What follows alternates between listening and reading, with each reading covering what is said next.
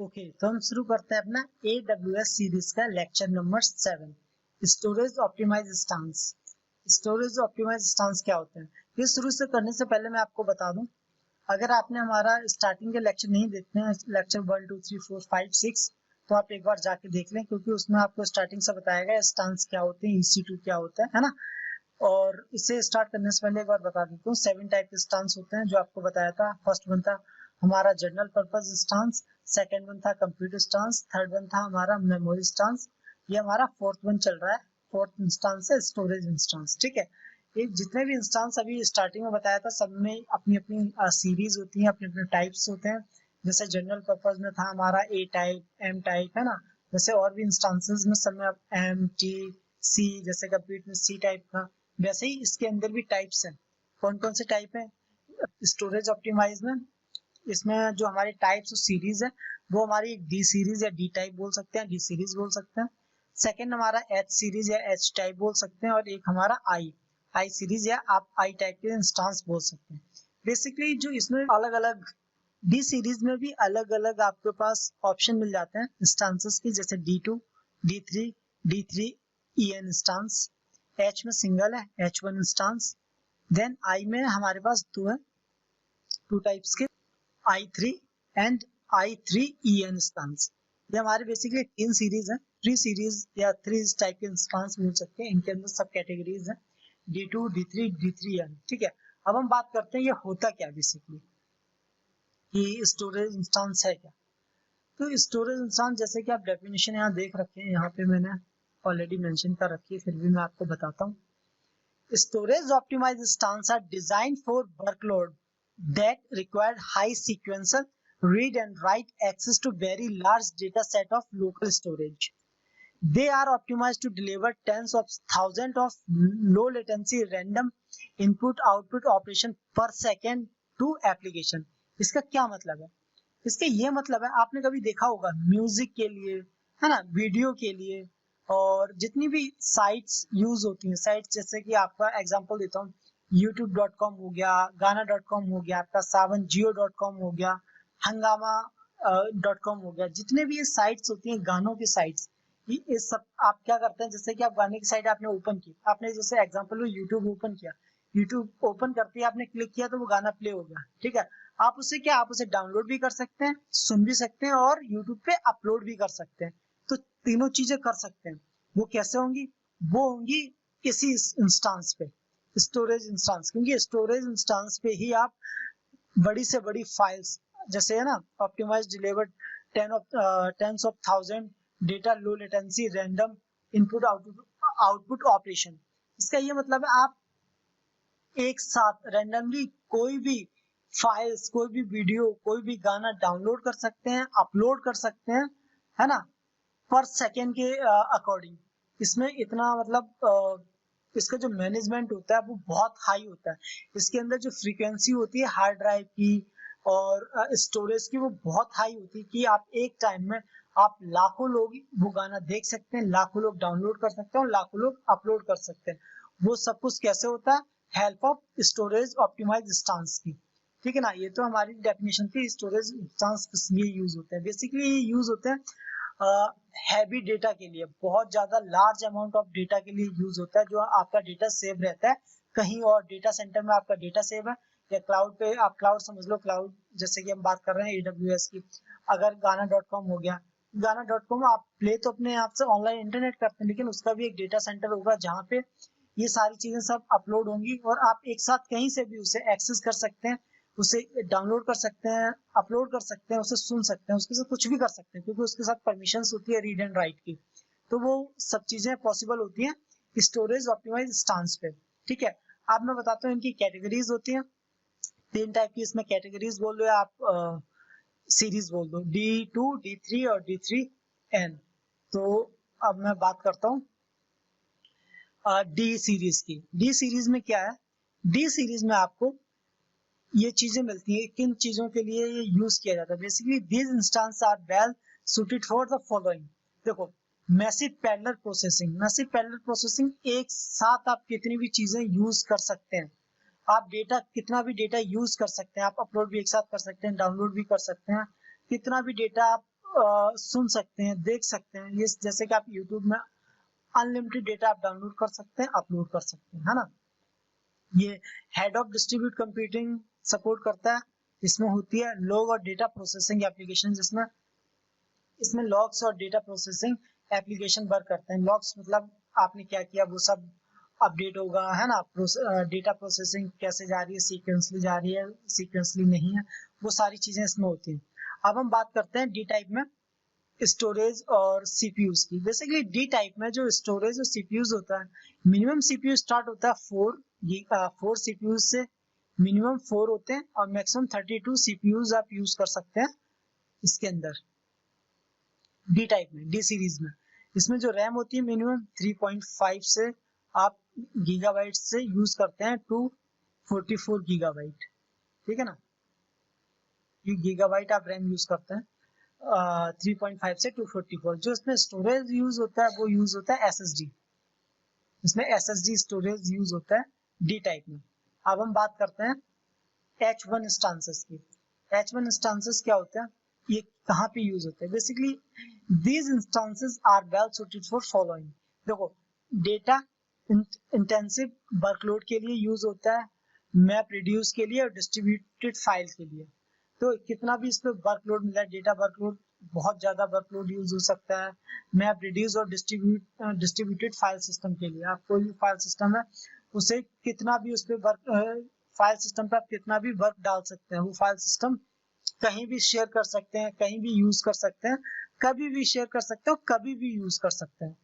Second हमारा होता है कि इसे आप सीक्वेंस एप्लीकेशन यूज कर सकते हैं और लार्ज ऑफ अमाउंट डेटा, आप कितना भी डेटा यूज कर सकते हैं, कितना भी अटैच कर सकते हैं इंस्टांस के अंदर। आपके पास अगर आप इंस्टांस आपके पास है, एसएसडी यूज कर रहे हैं, आप एचएसडी कुछ भी यूज कर रहे हैं, उस पर आप अनलिमिटेड डेटा अपलोड कर सकते हैं, डाउनलोड कर सकते हैं, रीड कर सकते हैं, राइट कर सकते हैं, ठीक है ना। और आप एप्लीकेशन के थ्रू, जैसे कि नंबर थर्ड है, एप्लीकेशन के थ्रू इसमें रिक्वायर होती है application that require high throughput access to large quantities of data. आप इसमें कितना भी large quantity of data use कर सकते हैं, अपलोड कर सकते हैं, डाउनलोड कर सकते हैं। अब हम बात करते हैं जो एस टाइप में, इसमें सीपीयूज कितने होते हैं, रैम कितनी होती है, हार्ड डिस्क ड्राइव कैसे होती है, मतलब स्टोरेज कितना होता है। बेसिकली जो इसके अंदर सीपीयूज यूज होते हैं वो सीपीयू यूज होते हैं। आपको पता है जितना भी क्लाउड में वर्क होता है सारा कुछ वर्चुअली वर्क होता है ना, तो वर्चुअली यूज होगा तो इसमें वर्चुअल सीपीयूज यूज होंगे, वर्चुअल रैम यूज होगी, virtual hard disk drive use होगी। क्योंकि देखो, अगर आप कोई भी वेबसाइट जो जियो.com, गाना.com, हंगामा.com ये भी होते हैं, इन पे भी जो डेटा सेव होता है वो भी एज ए क्लाउड के थ्रू होता है। आप एप्लीकेशन में तो डेटा होता नहीं, डेटा कहीं और होता है, आपने क्लिक किया आपको मिल गया एप्लीकेशन की वजह से, है ना। वो जितना भी एक्सेस होता है वो सारा डेटा, उस टाइप का जो डेटा होता है इन वेबसाइट जो होती है, इन सब का डेटा और ये सारे जितनी भी एप्लीकेशन जो यूज होती हैं वो सारी की सारी यूज होती है हमारी स्टोरेज ऑप्टिमाइज इंस्टेंस पे, ठीक है। इसकी मदद से आप जैसे ही आपने एप्लीकेशन पे क्लिक किया, एप्लीकेशन ओपन हो गई, आपने गाना सर्च किया, उस गाने पे क्लिक किया, गाना प्ले हो गया। आप चाहे गाना उसे डाउनलोड कर लें, आप चाहे उस पर गाना कोई भी अपलोड भी कर सकते हैं, है ना, रीड एंड राइट कुछ भी कर सकते हैं। तो बेसिकली इंस्टांसेस जितने भी हैं, स्टोरेज ऑप्टिमाइज इंस्टांस बेसिकली इसीलिए यूज होता है। अब बात करते हैं हमारे इसमें रैम और सीपीयूज कितने होते हैं। वर्चुअल सीपीयू यूज होता है इसके अंदर, वो मिनिमम 8 से लेके 64 तक जाता है, मतलब 8 सीपीयूज आप मिनिमम ऐड कर सकते हैं और मैक्सिमम 64। जो इसमें रैम होती है 32 गीगाबाइट, 32 जीबी से लेके आप 256 गीगाबाइट तक यूज कर सकते हैं। और जो स्टोरेज होता है, इसमें आपको स्टोरेज में आपको मिलती है हार्ड डिस्क ड्राइव, इसमें एसएसडी नहीं मिलती। अब बात करते हैं हम आई में भी दो कैटेगरीज हैं, i3 और i3EN, ठीक है। ये किस लिए यूज होता है, बेसिकली ये यूज होते हैं हाई फ्रीक्वेंसी के लिए, क्योंकि जो हाई फ्रीक्वेंसी होगी तभी तो हम ऑनलाइन ट्रांजेक्शन प्रोसेस कर पाएंगे। जैसे कि आपने कोई भी डेटा सेंड किया, रिसीव किया, शेयर किया, ये इसी वजह से होता है। इसमें एसक्यूएल डेटाबेस होता है, रिलेशन डेटाबेस होता है, कैच मेमोरी होती है। कैच मेमोरी तो आपको बताई दी थी क्या होती है। कैच मेमोरी बेसिकली वो होता है जब भी आप कोई फाइल्स, फोल्डर, गाना, मूवी, वीडियोस या टेक्स्ट फाइल कुछ भी सर्च करते हैं, बार जैसे आपने एक बार ओपन कर ली बंद कर दिया, फिर ओपन कर ली बंद हो गया, तो बार बार जो चीज प्रोसेस होती है, तो ये क्या करता है, जितनी बार आप जो भी फाइल्स ओपन करोगे वो अपने कैच मेमोरी में डाल देगा कि भाई ये फाइल इतने टाइम ओपन की है, अगर दोबारा ओपन हो तो हमें उस डेटा सेंटर पे ना जाना पड़े, हमें वो कैश मेमोरी से मिल रहा है, वो उठा के उसे दे दें, वो उठा के जो भी उसमें अंदर गाना है तो गाना प्ले करते हैं, वीडियो तो वीडियो प्ले करते हैं, फाइल है तो वो फाइल ओपन हो जाए, उसके लिए यूज होता है। वेयर हाउसिंग, बड़े बड़े जितने भी वेयर हाउस होते हैं उनकी एप्लीकेशंस के लिए यही यूज किया जाता है। Distributed file system, distributed file system में ये होता है, एक फाइल बहुत जगह पड़ी हुई है, डिस्ट्रीब्यूट हो रखी है, जो जो उसका फाइल सिस्टम होता है इधर उधर देने का, या एक फाइल कहीं और से अपलोड हो रही है, हम उसे कहीं और देख रहे हैं, है ना, तो वो चीज यूज होती है। अब इसमें बात करते हैं हम सीपीयूज और रैम की। इसमें जो सीपीयू यूज होता है वो मिनिमम 2 सीपीयू से लेके 96 सीपीयू तक जाता है। रैम जो इसके अंदर यूज होती है मिनिमम 6 गीगाबाइट से जाती है हमारी 768 गीगाबाइट तक, ठीक है, 768 गीगाबाइट तक। और जो हमारा स्टोरेज होता है ये लोकल स्टोरेज होता है, जिसमें यूज होता है NVMe SSD, ये फास्ट होती है नॉर्मल SSD से, ठीक है। तो इस ज्यादातर जो बड़े लार्ज स्केल के लिए जो डेटा यूज होता है, जो स्टोरेज यूज होता है, वो यूज करते हैं हम i3 पे, क्योंकि जो हमारा जो डी होता है, डी वाला जो इंस्टांस था, डी वाली जो कैटेगरीज थी वो स्मॉल इंस्टांस के लिए यूज होती है, एच वाली हमारी जो कैटेगरीज है वो मीडियम इंस्टांस के लिए यूज होती है, और आई वाली हमारी फॉर लार्ज इंस्टांस के लिए। लार्ज इन द सेंस आपको बताया था, कोई डेटाबेस सर्वर चाहिए हो, कैश मेमोरी के लिए चाहिए हो ना, बहुत बड़े बड़े सर्वर चाहिए हो, जैसे कि अभी आपका एग्जांपल दिया था गाना.com, songkk.com, savanjio.com, youtube.com, इन सब के लिए जो हाई स्केल, हाई लेवल, जिसमें फ्रीक्वेंसी अच्छी होनी चाहिए, है ना, मैनेजमेंट अच्छा होना चाहिए, फाइल की डिस्ट्रीब्यूटेड फाइल और ये ट्रांजेक्शन प्रोसेसिंग अच्छी होनी चाहिए, तो उसके लिए जो यूज किया जाता है वो यूज किया जाता है हमारा आई। बेसिकली इसमें 3 टाइप थे, मैंने आपको बताया 3 टाइप्स और 3 सीरीज थी। आई सीरीज थी, सेकेंड एच सीरीज थी, एंड द फर्स्ट वन थी हमारी D2 सीरीज। तो ये हमारी सीरीज थी स्टोरेज ऑप्टिमाइज।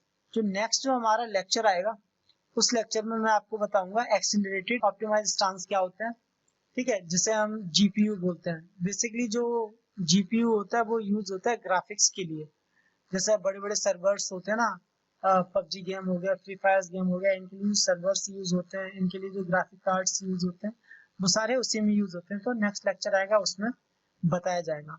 और अगर आपको ये समझ में नहीं आया स्टोरेज ऑप्टिमाइज स्टांस क्या होता है, कहाँ पे यूज होता है, तो इसे समझने के लिए आपको हमारी स्टार्टिंग से जो AWS की सीरीज है वो लेक्चर नंबर आप 1 से स्टार्ट कीजिएगा देखना, लेक्चर 1, 2, 3, 4, 5, 6, ये आप 6 लेक्चर देख लेंगे, उसके बाद ये समझ में आएगा स्टोरेज इंस्टांस क्या है, इंस्टांस क्या होता है, और EC2 क्या होता है। बेसिकली EC2 को ये इंस्टांस बोलते हैं, क्योंकि अगर आपने स्टार्टिंग से ये लेक्चर नहीं देखे हैं, ये आपने सीरीज नहीं देखी है, तो आपको थोड़ा सा समझने में मुश्किल होगा, क्योंकि आपको यही नहीं पता होगा कितने टाइप के इंस्टांस क्या होते हैं, EC2 क्या होता है, टाइप ऑफ इंस्टांसेस क्या होते हैं, कि स्टोरेज इंस्टांस कैसे आ गया। बेसिकली इससे पहले जो इंस्टांसेस थे वो सबसे पहले हमारा था जनरल पर्पस इंस्टांस था, ठीक है, सेकंड हमारा था कंप्यूटर इंस्टांस, थर्ड हमारा था मेमोरी इंस्टांस, ये हमारा फोर्थ चल रहा है और स्टोरेज इंस्टांस। तो ये अभी आप इससे पहले हमारे 3 या 4 वीडियोस पहले देख लें तो आपको समझ में आएगा क्या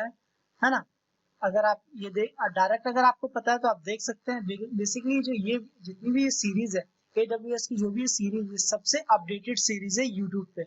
आपको यूट्यूब पे ये कोई भी डेफिनेशन इसकी नहीं देगा। यूट्यूब पे जाते हैं या आप किसी ऑफलाइन कोर्स करते हैं तो इतना अच्छे से एक्सप्लेन नहीं किया होगा उसमें। ज्यादा अगर आप स्टोरेज में जाओगे तो आपको D2 और DH बता के, या D3 में केवल D3i बता देंगे, इतना ज्यादा अच्छे से एक्सप्लेन, इतना डीप एक्सप्लेन नहीं किया जाता है, ठीक है ना। अगर आपको ये अच्छा लग रहा है वीडियो तो प्लीज लाइक करें, सब्सक्राइब करें, और आप स्टार्टिंग से सीरीज देखें, आपको समझ में आएगा AWS क्या है, क्लाउड हम क्यों यूज करते हैं, तो ये सारी चीजें आपको बताई जाएंगी। Thank you.